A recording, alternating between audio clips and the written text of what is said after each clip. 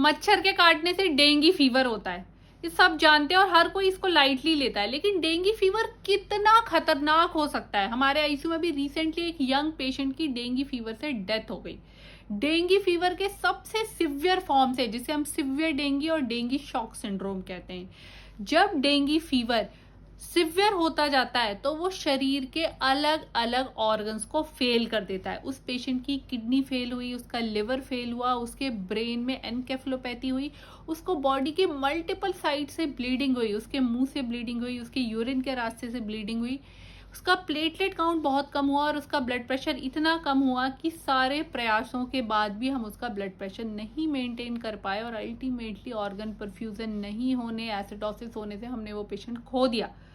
तो मच्छर का काटना, ये डेंगू फीवर होना इतना खतरनाक हो सकता है, स्पेशली अगर आपको लाइफ में पहले डेंगू फीवर हो रखा है तो।